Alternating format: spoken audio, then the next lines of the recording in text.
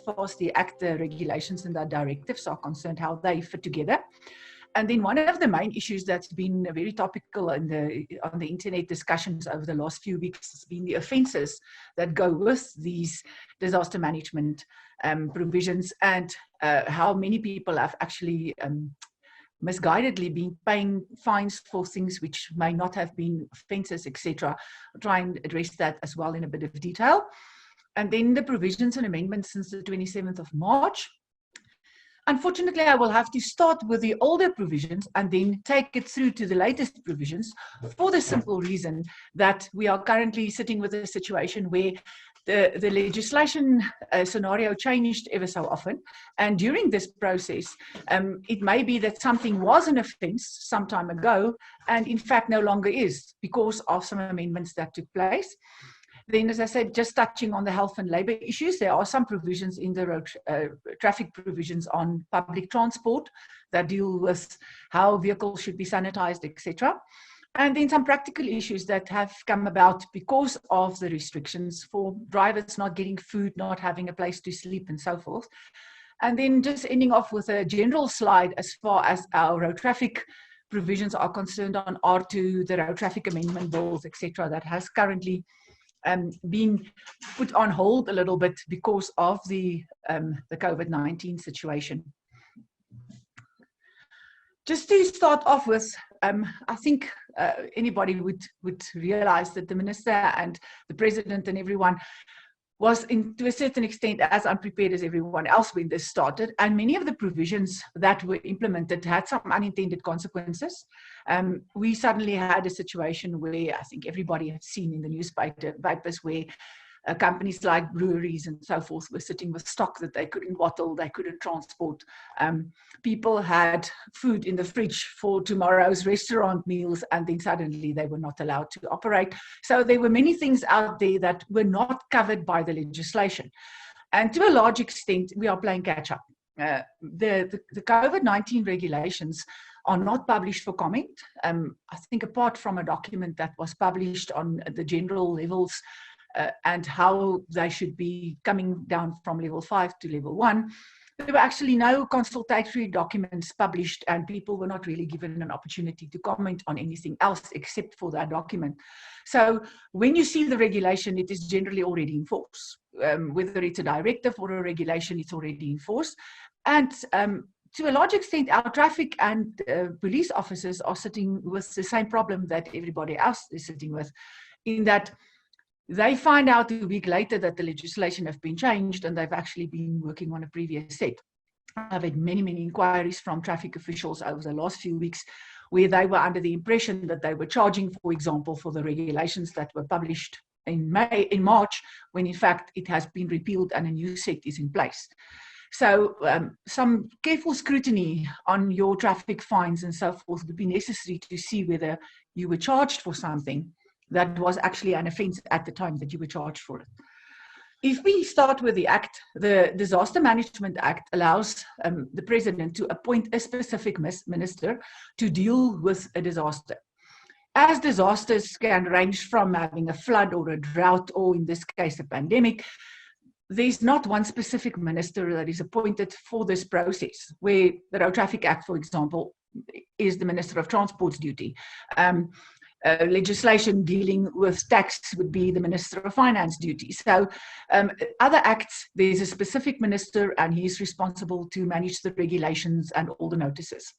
In this specific case, the Minister of Traditional Affairs and Governance in that regard have been appointed for this process, and therefore she is in charge of issuing all the regulations. The regulations is then the first subsidiary set of legislation that is managing the process. And as part of those regulations, the various ministers that are responsible for different sectors like finance and transport and so forth are allowed to make directives. It's not a regulation, it is a directive, which is then again subject to the regulations that are issued in that regard. So the first set of regulations that were issued for the Disaster Management Act was on the 18th of March. And This gazette allowed for the general lockdown provisions. It specifically allowed for the Minister of Transport to issue directives under Regulation 10. And Regulation 8 dealt with the alcohol issue. Just specifically addressing that, in that regulation, the heading of the regulation said that you were not allowed to sell alcohol, you were not allowed to serve it, and it also indicated that it was not allowed to be transported. However, the body of the regulation did not address that at all. So transporting of alcohol was not an offence in the initial months after the pandemic started. Although I do know of quite a number of drivers that were charged for that during that time. So if you do have a scenario where someone at your office or someone that you know of were charged for transporting alcohol during that period of time, it's perhaps just worthwhile having a look at those charges, because the regulation actually did not state that. The minister did say it on various occasions. The Minister of Police did say that it is illegal to transport alcohol, and I think it was the intention that it would be illegal. The regulation, however, did not cover that. Regulation 11 made certain provisions offences, and those were the only ones that were offences. Those of you that are familiar with the Road Traffic Act would know that the Road Traffic Act does not have a provision in every section that says it's an offence. So you have provisions on driving licenses, vehicles. You have provisions concerning how driving license testing centres must operate, vehicle testing stations, etc.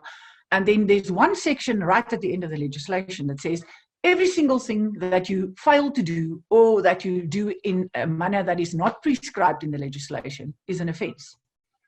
And that is not the way in which this legislation was written. Things which are considered to be criminal offences are very specifically mentioned. And in many instances, there would be 20 or 30 provisions in a set of regulations or directives, but only 2 or 3 of them are classified as offences. And that has been confusing to some officers because they are used to the way in which the Traffic Act works, and they have been charging people for these directives as if every single thing in there is an offence as well. So again, please have a look if you do have fines. Statistics that I've had a look at in the newspapers and so over the last few days showed that just up to the end of April, 23,000 people were arrested for various offences, and in May, those numbers grew even more. If we look at the specific regulations that were published on the 18th of March, they were applicable from 18 March to 29 April. On 29 April, just before the levels came down from level 5 to level 4, the set of regulations that were published on the 18th of March, with quite a few amendments to it, were repealed and replaced by the 29th of April regulations. They are currently still in force. So I just want to quickly run through them so that you know what was there at the time, because a lot of prosecutions took place during this time.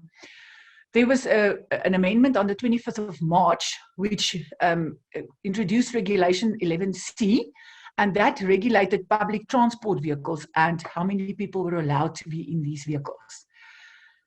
This legislation overrides the National Land Transport Act, as the National Land Transport Act and the Road Traffic Act allows a certain number of people in a vehicle before it's considered to be overloaded.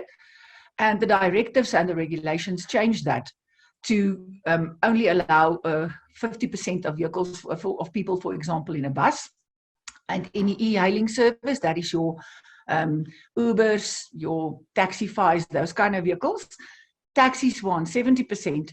And in those regulations, we still had a ruling that said private vehicles are only allowed to have 60% of the people in the vehicle. So if you have a 5-seater, you would only be allowed 2 people in the vehicle. And the biggest problem was your bakkies. I've received 300 inquiries about how many people are allowed in a bakkie. Well, the last ruling on this private vehicle scenario was the set of regulations, and it indicated 60% in a private vehicle. So if you have a bakkie that only had a certification for 2 people, you would only be allowed to have 1 person in that vehicle. A number of these amendments were taken through the process during the course of April, end of March and April, and a number of amendments to the regulations were made. However, they were all repealed on 29 April. So these gazettes are listed here for you in the event that you may have been charged for something, so that you can go and see what was available, when did it actually become an offence, and whether you could have been charged for it. For example, the issues on the selling of hot food, which quite a number of people were charged for as well, was only an offence as of 20 April. And it was only for the period up to 29 April when the new legislation came in, where the selling of hot food was still not allowed except through delivery. But for that 10 days, it was not allowed at all. If we look at the list of regulations that were replaced in April, the regulation then showed what the different levels look like and what kind of businesses are allowed to open and so forth. There's quite an extensive annexure to the regulations indicating all of this. Regulation 5 is the regulation that requires the cloth masks to be worn, and the requirement for this to be done when you are traveling in public transport or entering a public building. Interestingly enough, however, this is not one of the issues that is regarded as an offence. The traffic officers were not aware of this, and it seems that quite a number of people were prosecuted for not wearing masks when the legislation actually says you should wear a mask, you must wear it in terms of the requirement, and they can refuse you entry to a public transport vehicle or to a public building. However, it does not say that it's a criminal offence to not wear the mask. It also determines the maximum number of persons in certain public spaces, and there were quite a number of provisions concerning sanitation, provision of products so that you can sanitize, wash your hands, etc. The physical distancing provisions were also included in there, and a provision that says under level 4, if a person is capable of working from home, they should. It's only if it's not possible that they must go into the office. And it also specifically states that face-to-face meetings should be avoided. If we look at the provisions where quite a number of people have been prosecuted for, is the exercise one. Now, we know that is a very unpopular one at this stage. Walking, running, or cycling between 6 and 9. Incidentally, you are allowed to cycle to the shop to go and buy stuff. You are just not allowed to exercise during that time. So quite a number of people have circumvented these provisions by cycling to Checkers and go and buy your food and then cycle back. So that would theoretically not be an offence. However, if you were just going out exercising, then you had to be home by 9. If we look at the curfew determinations, that was introduced only in on the 29th of April, from the 1st of May actually. The curfew was not there before. You were actually on complete lockdown up to that stage. And as far as the provisions they were concerned, it basically stated that from 8 in the evening until 5 in the morning, you have to be at home. The permitted services were added to the essential services. This caused quite a bit of confusion. Many people did not realize that it's not only essential services that were allowed to operate after the 1st of May. Permitted services are not essential. They are additional services that obviously is trying to get the economy going again. And many of those services are now allowed under the level 4 provisions. There's a Form 2B in the back of the 29 April Gazette, which companies have to complete to indicate that the personnel are allowed to go to work. And it also allows for the fact that people who have to do shift work and who perhaps have to move outside of curfew hours, that you have to indicate that as well, because people get trouble from the authorities if they can't show that they should actually be out and moving even when the curfew is in place. Public transport is not allowed outside of curfew hours. However, freight vehicles were not mentioned anywhere in the legislation. I've received literally 30, 40 inquiries from companies saying that their drivers were prosecuted for delivering goods or traveling with a truck outside of curfew hours. There's nothing in the legislation that makes that an offence. I could not find anything that indicates that freight vehicles are not allowed to be on the road outside of the curfew hours. All foreigners that are in the country that were either locked down or they had to evacuate, that provision was also catered for there. And businesses that had to appoint a compliance officer in terms of COVID-19 to ensure that they are complying with all the legislation. All of these regulations are currently still in force. The Minister of COGTA did indicate that they were busy looking at level 3 requirements and that would change the regulations again. So whatever we are telling you now may in 3 or 4 days' time again change. Regulation 20 instructs the Minister of Transport to issue directives on public transport, which I'll come to just now. Regulation 21 closed our borders or kept the closure in place. It was already there in the previous part. Transport of cargo was permitted, even across our borders and within the provinces, which also seems to have caused some confusion with the traffic and the South African police. Many guys phoned me and said that when they got to a border with a cargo load, they were told that they were not allowed to go into another province. That was permitted in terms of this legislation. The closure of the public places and accommodation remained in place. This has created quite an interesting scenario. One of the questions I got was from a guy who had a special diesel mechanic that he needed in Port Elizabeth for a truck that broke down, and the guy lives in Polokwane, and he did not find anyone else that could assist with repairing his truck.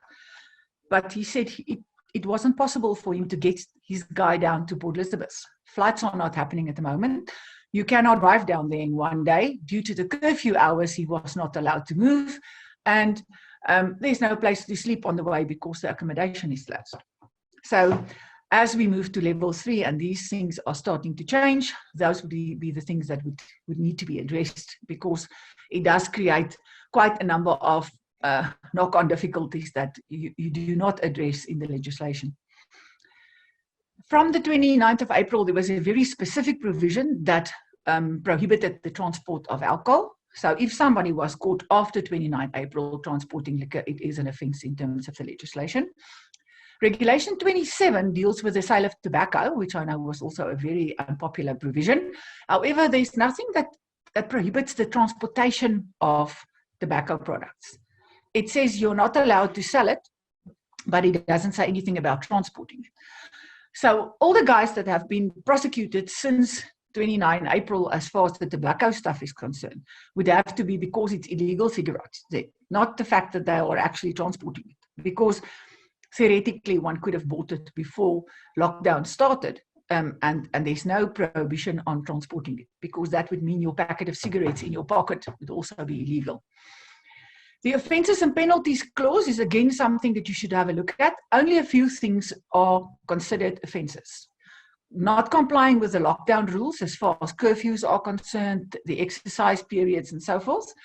The fact that you're not allowed to go to places which are public, and you might not have any accommodation facilities that are open, and tobacco sales and liquor sales are offences.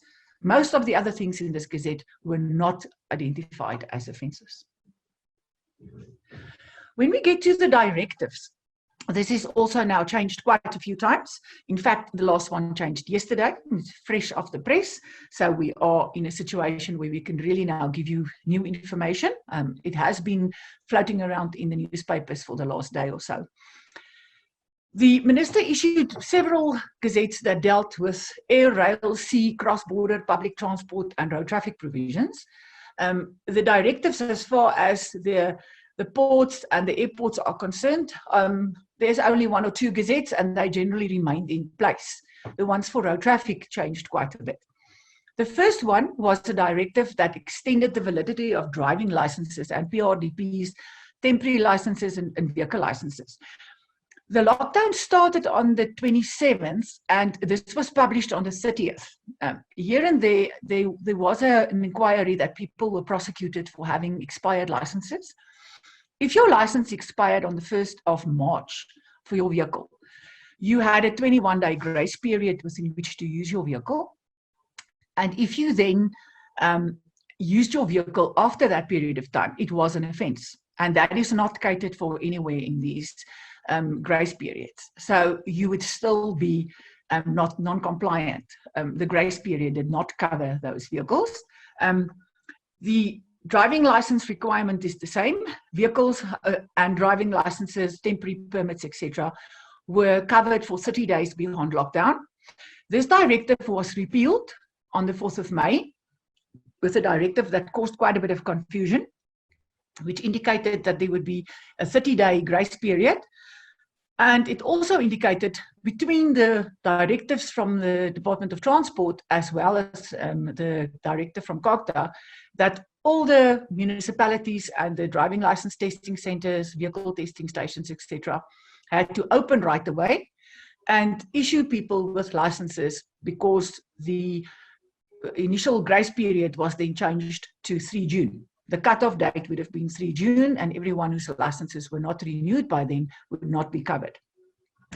That has now been repealed again, and the new Gazette was published on the 20th of May, yesterday. We will make the Gazette available to you. I see that it has been published in quite a few places. The Arrive Alive website and so forth has covered this as well. The new Gazette 4337 is covering the registration of vehicles, driving license testing centers, vehicle testing stations, etc., that they have to open on the 1st of June. Before they open, they have to be disinfected. They have to ensure that the social distancing rules and so forth apply, that the sanitizers and everything is in place, and that people must wear masks when they attend any of these public authorities. It also covers learner's licenses, driving licenses, PRDPs, temporary vehicle permits, etc. They are now going to be valid for a 90-day period. I discussed this with some guys at the DOT some time ago. We are looking at a situation where some of these traffic departments already closed before the lockdown started. So in looking at that, we were thinking we wanted to find out from you what the situation is as far as your companies are concerned, and whether you had a situation where you have people that did not renew their driving licenses before the lockdown started, and whether they would now be illegal because the grace period only covers the people whose licenses are expired as of the 27th of March. I have received a number of inquiries from people that said that their testing centers actually stopped working before 27 March. And we also had quite a few people that said people did not realize their licenses expired. And because of that, they were now sitting in a situation where they could not drive. So if one has a look at who is sitting in that situation, it may be possible to discuss it with the Department of Transport to say that they should perhaps cover a wider group of people as far as this grace period is concerned. If we look at the responses here, it looks there's quite a few people out there that is sitting with driving license card that expired outside of the grace periods. So far, it looks like there's more of them than the ones that are are covered by it.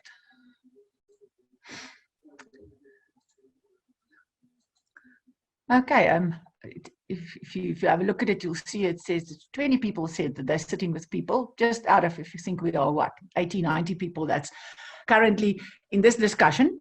And if there's as many as 21 of them that is currently sitting with licenses that have expired, it actually may be worthwhile asking the Department of Transport to relook at this.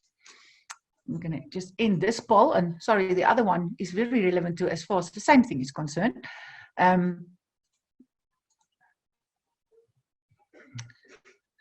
You'll see there, hopefully, this is the first time I'm doing this, hopefully it's you guys are seeing it on your side.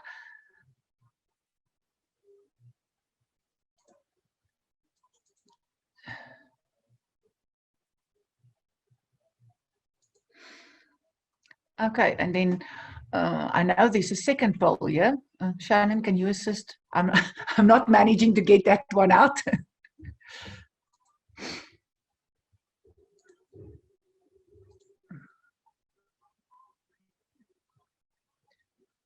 Okay.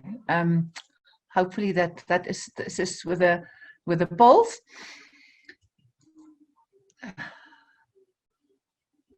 Okay, then, as far as the traffic departments are concerned, do any of you have traffic departments that actually closed before the lockdown started? Because we had numerous issues specifically from the Free State and the Northern Cape, where the guys told us that their traffic, the moment the disaster management rules came out on the 15th of March, many of these authorities just simply immediately closed their doors and they were not available right throughout. So people that still had an opportunity to relicense their vehicles during March could no longer do so because the traffic department has closed in the meantime. Yes, it seems we have a similar problem there. Then what we have with the driving licenses, one would have to discuss this results with the Department of Transport and see whether we can't assist you there. Okay, that deals with the polls as far as the driving licenses are concerned. If we then have a look at the provisions that were provided for in yesterday's Gazette, from 27 March to 31 May, anyone whose license expired will have a 90-day grace period. Please take note with the social distancing and the fact that these traffic departments are also working on this policy that only 30% of the people will be there at one time. I assume it will be quite a tedious process to get your license renewed. Furthermore, I have tried to determine whether people who applied for their driving license cards before the lockdown started, whether they did actually produce those cards during lockdown. I'm one of those people. My license expires actually today. I applied for it in March, but I've had no notification from any of the traffic departments that it has actually been reissued. Many people are sitting in that scenario. And then obviously there are the people whose licenses now expired in the meantime. The 90-day grace period would allow them to continue driving during this time. This is important for guys who act as drivers as well. I've had a few big companies telling me that the moment their driver's card expired, they put them on unpaid leave because they're not allowed to drive as their card is not valid. This grace period would allow them to continue legally driving for that time. However, unfortunately, if their license cards expired before this date, then they would have to immediately go and get a temporary driving license. Remember, it's only the card that has expired, not their driving license. On the vehicle licenses, the motor trade numbers for motor dealers are extended for another 6 months. Your vehicle licenses, however, will only also be for this period of time. So technically you are looking at people whose vehicle licenses expired in April and May. That would be allowed to use the next 3 months to go and relicense them. The normal customers at all of these centers for June will also be there. So you are looking at perhaps a 2 to 3 months catch-up that the authorities have to deal with, together with the normal customers for June, and with a 30% staff complement at these authorities. I would suggest a nice little blood pressure pill and perhaps 3 bottles of water standing in the queue. You're going to be there for a bit, standing 1.5 meters apart, waiting for your documentation. I also know that some of the authorities have already said that they won't be able to bulk process during this time because of the fact that they will only have a third of the staff available. So people who are relicensing bulk vehicles, you would perhaps have to stagger those as well during this time. The other one that I'm not exactly sure how they're going to be dealing with it, because the directive did not address it at all, is arrear license fees. Normally, when you are late, so if your license was due on the 21st to be paid by the 21st of March, for example, and you only went and paid it on the 28th, the NATIS system automatically adds 10% arrear license fees to that payment. So the fact that there's now a grace period of 90 days would allow you to pay, but you must remember you must still pay for the months that you have not paid for. So you mustn't just take along your 12 months worth of license fees, and especially on the big trucks and stuff, that could be quite expensive. And hopefully for people who are renewing for April and May, you won't be paying any arrear license fees. If you, however, fail to go and license in March, you are going to be due for 3 months arrear license fees, depending on when you go. So please just take note of that as well. Then furthermore, the public transport provisions, they were published on the 25th of March. They, to a large extent, repeated what was in the Docur regulations, also indicated how many people are allowed in the vehicles. They actually just used numbers instead of the percentages, where they explain to you how many people are allowed to be in a vehicle, otherwise it's considered to be overloaded. They addressed the private vehicles in the original directive, but when the directive came out on the 4th of May, private vehicles were not specifically addressed anymore, and that caused a bit of a void in the legislation. I continue to tell people, no, don't have more than 60% of the people in the vehicle, simply because it avoids problems next to the road. However, there was no specific provision saying how that should work after the 4th of May. The validity of public transport operating licenses were also extended to 90 days beyond the grace period if they were expiring during the course of the lockdown. The other provision that is currently being challenged, I think the DA is taking it to court today or tomorrow, is during curfew, you are not allowed to be outside after 8 o'clock. So private vehicles are allowed to drive right up to 8 o'clock as long as you are home by then. Public transport vehicles, initially, when they published it in April, said that they had to be home by 8, but there was a grace period of an hour in the case of unforeseen circumstances, etc. This was repealed and replaced with a gazette that is there in red in front of you that says that they had to be there by 7 o'clock at night, and the grace period was taken away. This is now being challenged by the DA, saying that it is disadvantaging people that is using public transport because they have to leave work earlier. They commit offences because this is one of the things that create an offence if you are not home by this time. But it seems the Minister of Transport said he will abide by what the court decides in this matter. He is not going to challenge the DA's decision to state that this is not a legal provision under the Disaster Management Act. So we do not know what the end result of this will be. Hopefully in the next day or so it will be in the newspapers to show whether these public transport vehicles will then also be allowed to be out until 8 o'clock at night instead of 7, because they are not challenging the curfew as such in this specific instance. I know there's another challenge dealing with the entire Disaster Management Act and how everything works there, but this specific one deals with the shorter cut-off times for the taxis. The other directives, as far as transport is concerned, you will find in those gazettes, I listed them there for you. Most of them are very straightforward. It just basically indicated the airports that are closed, what is allowed through the ports, and the railway services as well. One of them covers the Gautrain, that is also now allowed to be operating. There was a specific gazette dealing with the movement of people who are moving from one home to another. It was initially published on the 7th of May. It was repealed and replaced, and people have until 7 June to move once off. Please note, you need a permit from the police.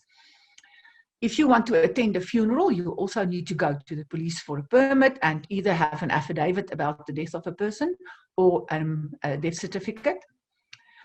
There was a once-off movement that was allowed for people who were not where they were supposed to be during lockdown.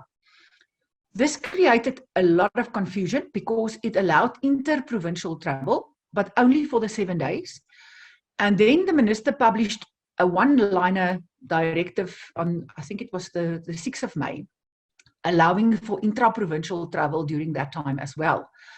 Some traffic officials read that as a separate provision that allowed you to do that transport all the time, which was in fact not the case. So there is some confusion as to whether you are allowed to travel between municipalities, between metros and so forth. This specific provision only related to the travel for that 7 days. In the COCTA regulations, there is provision for transport, intra-provincial transport for essential service workers and permitted services as well.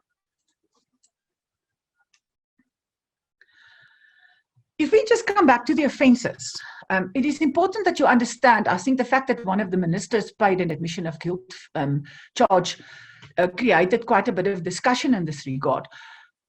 What the Criminal Procedure Act says is if you have been charged for a criminal offence in terms of Section 56 of the CPA, that is the provision that says you've now committed an offence and you have the opportunity to pay an admission of guilt, or otherwise you get a court date and you can go and defend yourself. Now, as the courts are currently only dealing with essential cases, these court dates tend to be 3-4 months in the future.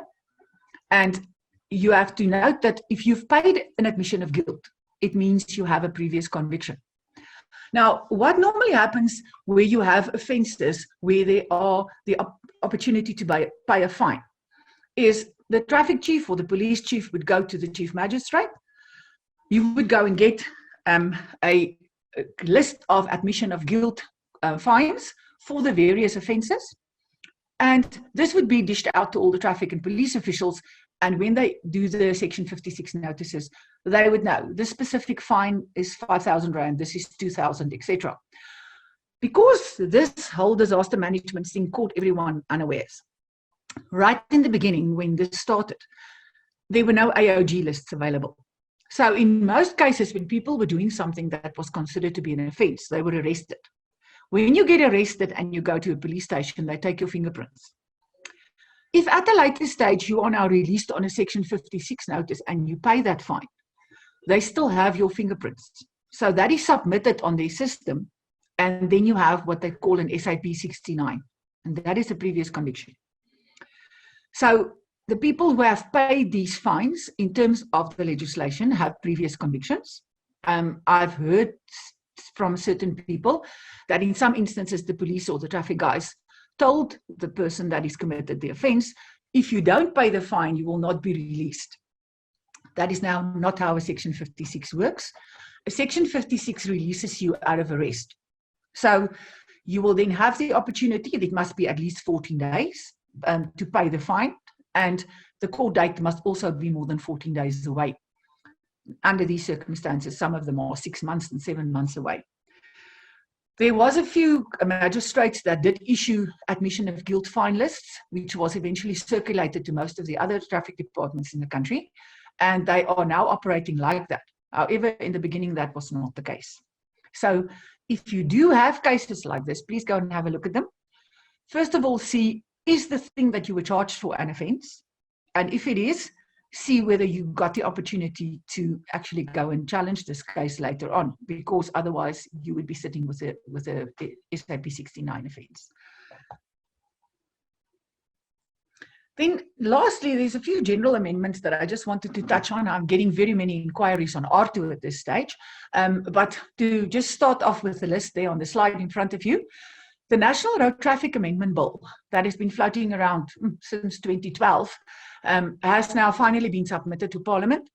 There's a wide range of stuff in there that deals with anything from number plate manufacturer to microdots to creating a few new inspectorates for motor vehicle manufacturers, etc. But one of the main things in there is the zero alcohol limit. And I think with our police minister that is so vehemently against alcohol, it may be this thing has now been around for 6-7 years, where they simply indicate in the legislation that you will have a zero alcohol limit. Anything over that will be an offence. That has now been submitted. It's been passed by Cabinet and it's been submitted to Parliament. Just as far as the R2 legislation is concerned, I was appointed by the RTIA to finalise Schedule 3 for them, which is the list of the demerit points and the penalties and so forth. They're currently sitting with a draft of that to look at it and finalize it from their side. Obviously, due to the fact that the post office is not currently operating, that the traffic departments and so forth are not running full complement, they would not be able to implement R2 at this stage. So the minister has made no specific formal announcements on it. I've had some discussions with some of the guys at the RTIA, but it does sound like the system will be delayed for 2 or 3 months because of the fact that we first need to get all the ducks in a row as far as the COVID-19 stuff is concerned. I don't think any country would implement a brand new traffic fine system during a pandemic. So it will most probably only come sometime later this year. However, they are planning to publish the regulations and the schedules again for comment in the very near future. So we'll let you know the moment that happens. And we have moved our legislation workshops to November due to the pandemic. All the venues told us that there's no way that we will be able to have gatherings of 100 people extra or in excess of that, perhaps even before next year. But we continue hoping, so we moved them to November, and we will try and see whether we can address all of these amendments that's currently hanging around by that time. I think the first question here deals with the concerns as far as the directives for cleaning of the vehicles. The legislation has got a very general provision there to state that every time after a load has been dropped, the taxis and the public transport vehicles have to clean handles, windows, and they have to sanitize the entire vehicle. But there's no further detailed requirements in the directives in that regard.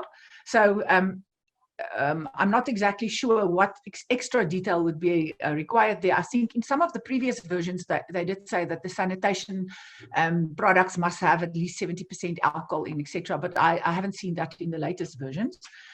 Then the next question deals with cranes that certificates have expired during the lockdown period. This is one of those which, as far as I'm concerned, is a domino effect on the original provisions in the legislation. The Department of Transport only dealt with driving licenses, PRDPs, vehicle licenses, motor trade numbers, and they did not deal with all of the other documents that could expire. Together with this mobile crane question, there's also issues like people had training for dangerous goods, which is very expensive, and those certificates are only valid for a certain period of time. People went for medical certificates to go and get a professional driving permit, and that also expired. People had eye tests done to get their driving licenses. So there's a lot of additional documents that the road traffic legislation requires over and above the normal ones that were put into the directive. And I've actually made a list of them to try and discuss that with the Department of Transport and say that perhaps this grace period that is currently put in place under the latest directive for these documents should be extended to cover all of these other things as well. But at this stage, we have not had any indication that that would actually be the case, because sometimes it costs you money. All of these documents, to obtain them, cost money, and if they expire and you cannot use them during the time that they are valid, it ends up in you having to spend extra money to be able to get the documents. Sorry, I'm just trying to see on the other computer what else is available as far as questions are concerned.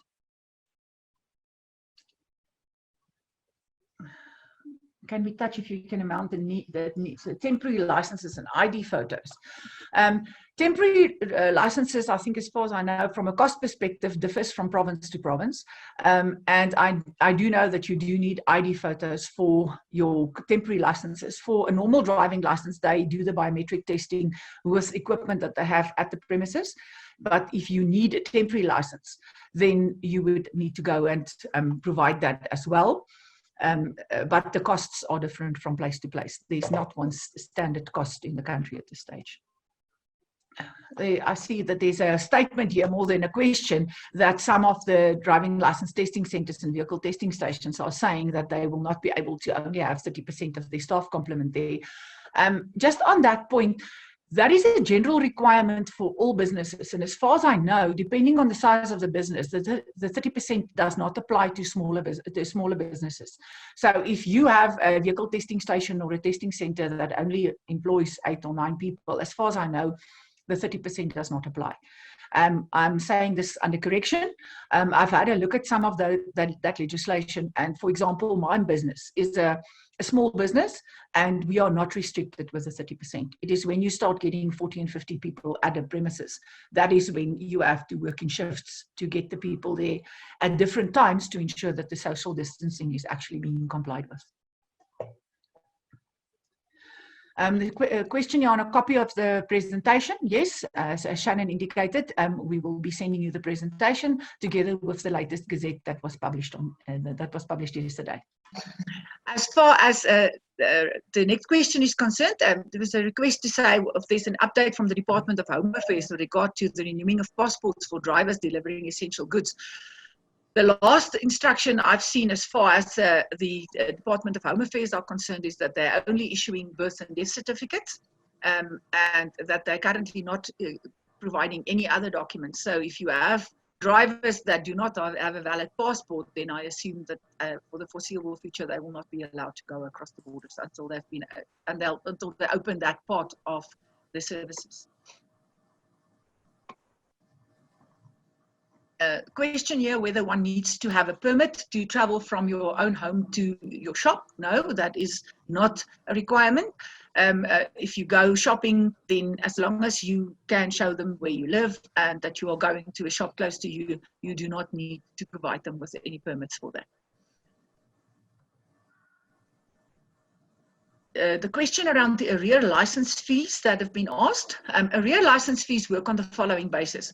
For every month that you are not paying your license fee, over and above the license fee that you will have to pay, you will also pay 10% as a penalty.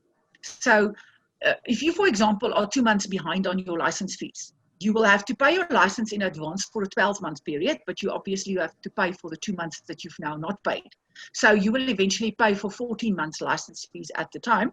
And then for those months that you did not pay on time, they will calculate a 10% penalty on that. So I assume, as the Minister has now indicated, there's a grace period, that grace period would then cover you so that you do not pay the arrear license fees. If you, however, failed to license before, so if you've got a March or a February license that's outstanding, you're going to be paying arrear fees for all the months up to now.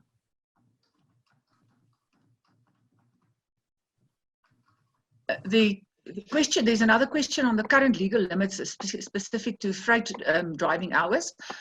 There's actually nothing in the legislation on that. Public transport vehicles are very specifically limited in terms of the legislation, but freight vehicles are not. So if they are an essential or a permitted service, as I understand it, they would be entitled to operate at this stage, and there's no specific indication that they are not allowed to operate outside of curfew hours. There's a question as far as garden services and car washes are concerned.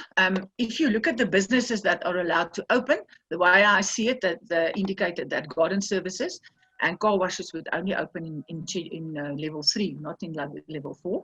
I know gardeners are also not allowed to return on level 3. On level 4, they are only allowed to return to level 3. So I don't think at this stage that is considered a permitted service. There's a question whether Mr. Delivery is a permitted or essential service. There has been some promulgations now in the last few days that allowed all delivery services to be operational. So one is allowed to now order anything online. The next one that I've seen here is what is the impact on dealerships selling and delivering vehicles without valid roadworthy certificates? The motor trade number is now covered in terms of the extended grace period for 6 months. So motor dealers would be allowed to deliver vehicles on a motor trade number and not on a roadworthy certificate. That has always been the case, generally referred to as garage plates in terms of the legislation. Just checking here to see what else is here as far as questions are concerned.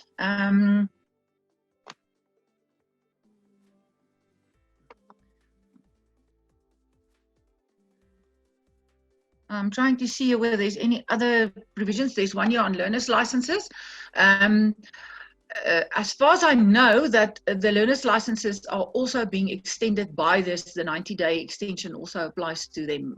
I've seen that in the previous gazettes as well. I think the latest one covers that as well. I'll go through the questions, and any of the questions that we haven't answered by now, I see we are already over the time period.